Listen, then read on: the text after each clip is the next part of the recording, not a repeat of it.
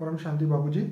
बापूजी, आप हमें डीएनए के बारे में बताइए कि स्पिरिचुअलिटी में डीएनए का क्या वैल्यू है और वो रियलिटी में क्या होता है।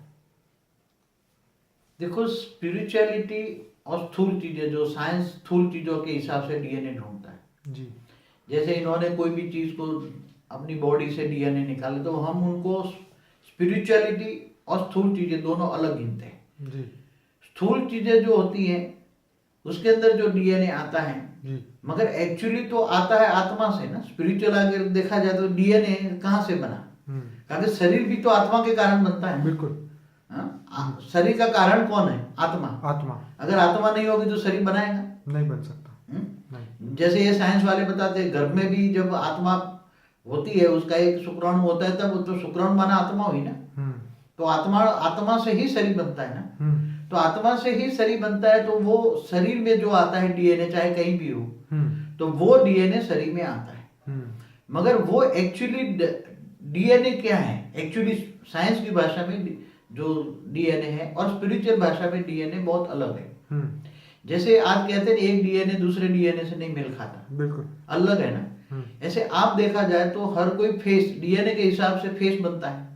हर कोई मनुष्य आत्माओं का फेस एक दूसरे से मिलता है? नहीं। मनुष्य जीव जो है, मनुष्यों का फेस एक दूसरे से कभी भी एक्यूरेट 100% मिले? नहीं मिल सकता। चाहे सगे भाई भी हो, जुड़वा भाई भी हो। क्यों? इसका कारण क्या है?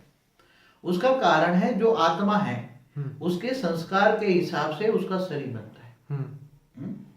तो आत्मा के हिसाब से जब उसका संस्कार के हिसाब से शरीर बनता है, तो आत्मा फिर संस्कार के हिसाब से शरीर बना, तो संस्कार आत्मा के अंदर आए कहां से? पहले ये ढूंढना पड़ेगा तुम्हें। जब डीएनए का तुम्हें मूल देखना है, तुम्हें डीएनए का कारण जो मूल रूप से ढूंढना है, तो संस्कार आता है पहले रूप से। संस्कारों के कारण शरीर बनता है और शरीरों में डीएनए है। तो डीएनए का मूल कारण है संस्कार। अब संस्कार का मूल कारण क्या है? आत्मा की बुद्धि। बुद्धि के कारण संस्कार बनता है। अब वो बुद्धि कहां से आती है? मन से। तो मन कहां से आता है? आत्मा के अंदर मन कहां से आया? मनुष्य का मन कहां से बना? कैसे बना? जब आत्मा का जन्म हुआ तो मन कहां से आया? तो आत्मा के अंदर मन का जन्म लेता है। आत्मा जब जन्म लेती है, आत्मा जन्म लेती है। मनुष्य आत्मा की बात नहीं करता, आत्मा की बात करता हूं। तो आत्मा के अंदर मन जब आता है तो पहला आत्मा मन धीरे धीरे सत्व प्रदान होता है। मन से फिर धीरे धीरे सब देखता है, सोचता है, तो बुद्धि आती है। बुद्धि से कर्म करता है तो संस्कार बनता है। संस्कारों से वो आत्मा का कारण शरीर बनता है। संस्कारों के कारण कारण शरीर बनता है और कारण शरीर से वो मूल रूप से सूक्ष्म शरीर में डीएनए आता है और सूक्ष्म रूप से स्थूल रूप में आता है। जैसे बाबूजी आपने कल बताया था कि जो डीएनए जो है वो सीधा उसका कनेक्शन कारण शरीर से। हाँ, कारण शरीर से है ना। मगर कारण शरीर कैसे बनता है? नहीं, कारण शरीर है ना।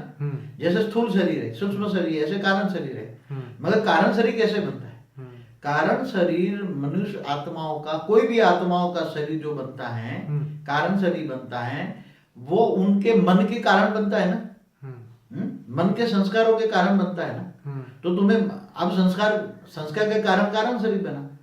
कारण शरीर बना, ऐसे सूक्ष्म शरीर बना, सूक्ष्म शरीर बना, ऐसा स्थूल शरीर बना, स्थूल शरीर। डिस्कवरी चैनल में भी और हिस्ट्री टीवी में भी जो वीडियोस बताते हैं, वो लोग ये बताते हैं कि जो मम्मी को ये लोग सेव करके रखते हैं, जो पुराने अफ्रीकन सिविलाइजेशन में या मिस्र में, ये जो डेड बॉडी को वो रखते थे, उनका बेसिकली मेन मोटिव ये था कि जब भी परमात्मा धरती पे आएंगे अंत समय में, तो उनकी डेड बॉडी में से जो डीएनए होगा उससे उसको वापस जिंदा करके वापस लेके जाएंगे।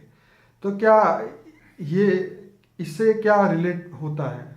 हाँ, कुरान बाइबल में लिखा हुआ है कि क़यामत के दिन पर खुदा ताला नूर स्वरूप से धरती पर आकर कब्र से उठा के ले जाएंगे। इसलिए कब्र में जो मम्मी दाखिल करते हैं ना, तो मम्मी का जो डीएनए उसको मेंटेन करते हैं।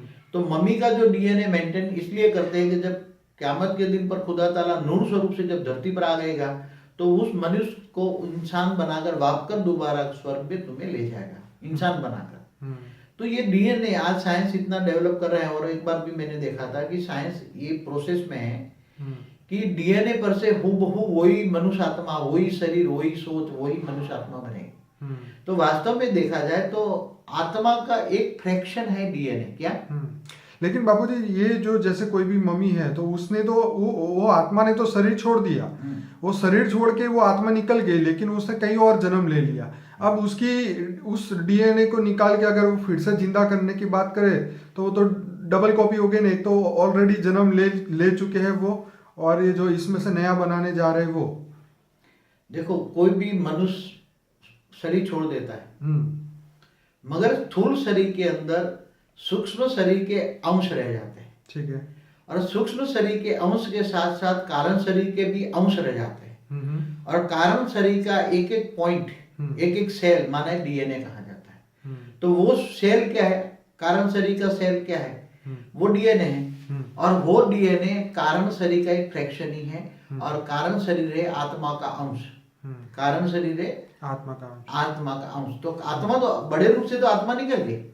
जैसे आपको एक बात बताऊं कि जैसे शास्त्रों में बताया कि 33 कोटि देवताओं का राजा इंद्र को किसी ऋषि ने उसको श्राप दिया, तो इंद्र क्या बन गया, कीड़ा बन गया, कीड़ा बन गया।